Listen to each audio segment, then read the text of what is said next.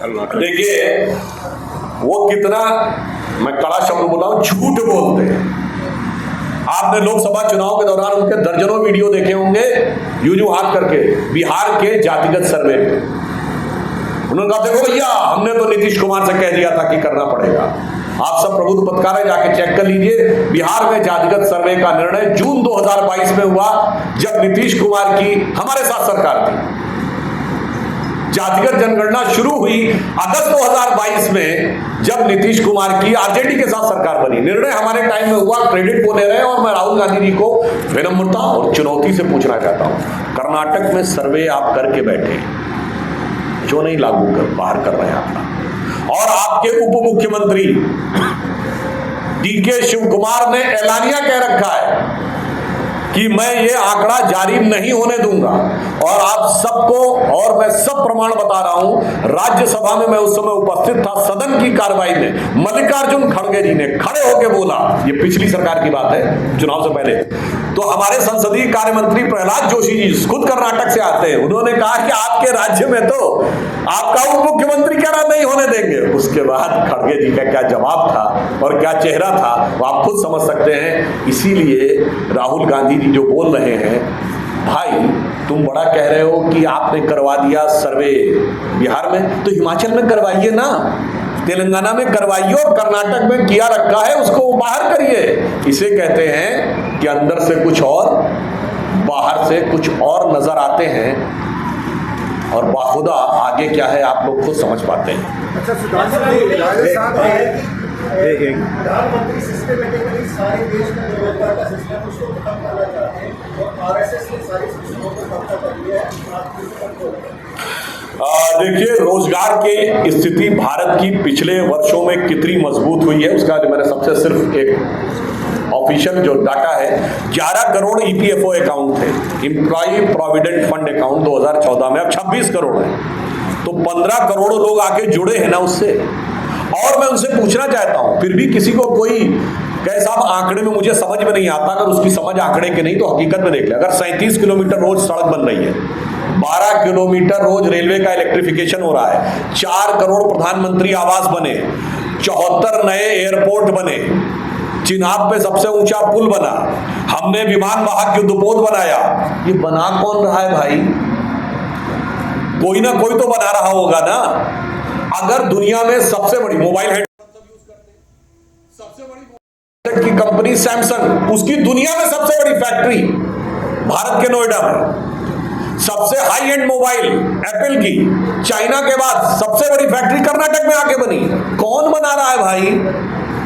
कोई तो बना रहा होगा, आसमान से जिन्न आकर नहीं बना रहे हैं। तो आंकड़े में देखिए या हकीकत में देखिए, जो वो बोल रहे हैं वो बिल्कुल यथार्थ के विपरीत बोल रहे हैं। और मैं आपको दिखाना चाहता हूं, कल की रिपोर्ट है कि देश में सर्वाधिक बेरोजगारी हरियाणा में घटी है। रोजगार में हरियाणा ने तुलनात्मक दृष्टि से सभी राज्यों में सबसे बेहतर काम किया है। यह हमारी रिपोर्ट नहीं है, ये मीडिया की रिपोर्ट है।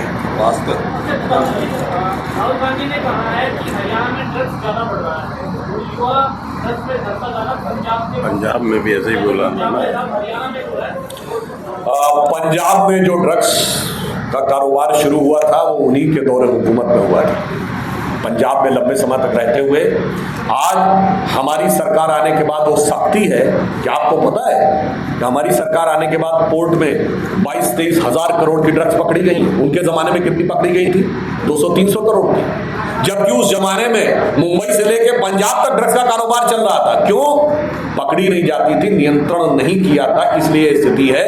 और कुल मिलाकर हम ये भी कहना चाहेंगे, आज भारत के हर नौजवान को उस ड्रग्स से भी लड़ना है, और जो मेंटल ड्रग दी जा रही है 7 समुंदर पार से, उस ड्रग को भी समझना है। क्योंकि आपकी स्वतंत्रता की क्षमता के लिए, आपकी निजी स्वतंत्रता और निजी जीवन की बर्बादी के लिए ये ड्रग जिम्मेदार है। तो वो जो ड्रग्स समझाई जा रही है दिमागों में, वो देश की व्यवस्था और देश की विकास के लिए सबसे बड़ी चुनौती है। जिस तरह से हिमाचल प्रदेश में कांग्रेस जिस तरह से प्लेट कर 25 स्थानों पर लगवा रही है, क्या वो हिंदुत्व के एजेंडे पर लौटना चाहते हैं? देखिए, हिमाचल के बारे में सिर्फ कहना चाहूंगा, राहुल गांधी बड़ा एक प्रसिद्ध डायलॉग बोलते हैं, डरो मत, और हिमाचल की अपनी सरकार को नहीं कह पा रहे डरो मत। अगर ये बात पता लग गई कोई लीगल कंस्ट्रक्शन है, उसको छू नहीं पा रही हिमाचल की सरकार, कितनी डरी हुई सरकार। और वो नेता जो पूरे भारत में घूम घूम के कहता है डरो मत, वो अपनी सरकार को नहीं समझा पा रहा है डरो मत। तो मैं सिर्फ ये कहना चाह रहा हूं, हिमाचल की सरकार ने जो भी ये निर्णय लिया है, शायद उस डर को बचाने के लिए लिया है जो गैर कानूनी निर्माण को हटाने की क्षमता उनके अंदर नहीं है। कब जेल जाएंगे? सवाल ये है सर कि कल नरेंद्र मोदी जी भी आए थे और आपने भी जिक्र किया दामाद जी का, पिछले 10 साल से यही सुन रहे हैं, लेकिन चुनावी मुद्दा होता उसके बाद बड़ी मजेदार बात है। देखिए, भारत में कानून एक प्रक्रिया से चलता है। अगर कुछ नेता गिरफ्तार हो जाते हैं, साफ सरकार है, देखिए जबरदस्ती इन्होंने पकड़ लिया, ठीक, अभी कानून अंजाम तक नहीं पहुंचा, कुछ हो ही नहीं रहा है। तो मैं मानता हूं कांग्रेस अपने 2 आरोपों में से एक आरोप पहले स्पष्ट कर दे। इसका मतलब अगर वो ये मान रहे हैं कि कानून अपना काम कर रहा है, इसलिए वाड्रा पर कार्रवाई अभी अंतिम अंजाम तक नहीं पहुंची है, तो फिर इसका मतलब हम विच हंट करते हैं, ये आरोप छोड़ दें। अगर विच हंट का आरोप है तो ये आरोप छोड़ दे। ये दोनों नहीं चल सकते कि अपनी सुविधा के अनुसार अगर जाएंगे तो आप कहेंगे साहब राहुल गांधी पे कार्रवाई हो गई तो विच हंट था, और वाड्रा पे कार्रवाई नहीं हो रही है तो कार्रवाई हो रही है, वो अपनी प्रक्रिया से हो रही है, तो साहब ये क्यों हो रहा है? तो मुझे लगता है ये इनके स्टेटमेंट में ये डुअलिटी है। देखिए, प्रोसेस कानून के अनुसार चल रहा है, जुडिशियल प्रोसेस चल रहा है। जुडिशियल प्रोसेस के ऊपर टिप्पणी करना कम से कम राजनीतिक दल के प्रवक्ता के लिए उचित नहीं। और मैं एक और भी फैक्ट बता देना चाहता हूं, न्यायिक प्रक्रिया में कितना समय लगता है। इंदिरा जी प्रधानमंत्री थी और उनकी हत्या प्रधानमंत्री आवास में हुई, सारे सबूत सामने थे, नहीं कोई किंतु परंतु नहीं था। कितने साल लगे फांसी देने में?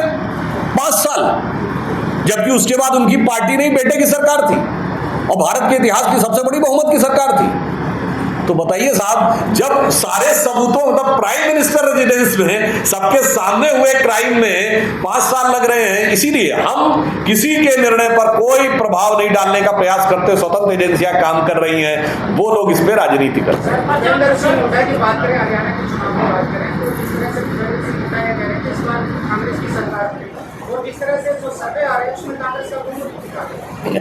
देखिए, कांग्रेस के जितने भी नेता हैं वो ऊपर से कहें जो कहें कि कांग्रेस की सरकार बनेगी, अंदर से वो बहुत डरे हुए हैं। किस बात पर डरे हुए हैं? बीजेपी की सरकार आएगी इस बात से उतना नहीं डरे हुए हैं जितना ये है कि नेता प्रतिपक्ष की कुर्सी किसके पास चली जाएगी, इस बात को लेकर डरे हुए, यानी उनका नेतृत्व हरियाणा कांग्रेस में रह पाएगा या नहीं, इसको लेकर वो डरे हुए। और शायद इसीलिए उनको राहुल गांधी से पूछना चाहिए कि कोई नेतृत्व आप क्यों नहीं घोषित कर रहे हैं। आप हुड्डा जी को इसलिए नहीं घोषित कर रहे हैं कि पुराने मजबूत नेता है, वो जम जाएंगे तो आपको कुछ समझेंगे नहीं, या सुरजेवाला को इसलिए नहीं कर रहे हैं कि युवा नेता दूसरा खड़ा नहीं होने देना है, या शैलजा जी को इसलिए घोषित नहीं कर रहे हैं कि दलित की बेटी को आगे नहीं आने देना है। सवाल तो उनसे पूछना चाहिए। इसीलिए मैंने कहा आज तक के सारे मुख्यमंत्रियों की में ओबीसी बताएं वो कौन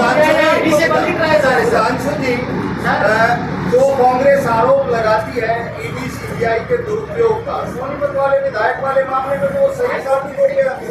कोर्ट ने फटकार लगा दी है कि इनकी गिरफ्तारी गलत थी, उनको क्लीन चिट।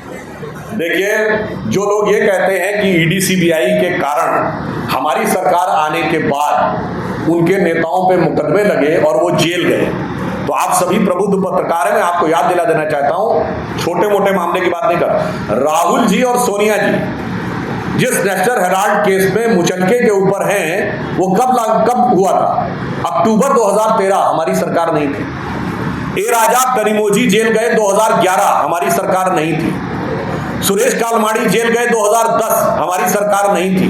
मधु कौड़ा झारखंड के सीएम जेल गए 2008, हमारी सरकार नहीं थी। शिबू सोरेन जेल गए 2006, हमारी सरकार नहीं थी। मुलायम सिंह मायावती पे डिस्टोर्शन का केस लगा 2005, हमारी सरकार नहीं थी। सुनिए, करुणानिधि जेल गए 2000 में, लालू यादव 97 में, जयललिता 96 में, झारखंड मुक्ति मोर्चा 94 में और राजीव गांधी पे आरोप 87 में, FIR 90 में। मेरे भाई हम लोग बच्चे से प्रौढ़ावस्था में आ गए, इनको जेल से अंदर बाहर और जांच एजेंसियों के चक्कर काटते हुए सारी पर्ची फाड़ रहे 2014 के बाद की। इसलिए मैं चुनौती से कहता हूं, पिछले 35 साल की एक लोकसभा बता दे जब इनके किसी नेता ने कोर्ट कचहरी या जांच एजेंसी के चक्कर न काटे हो भ्रष्टाचार में।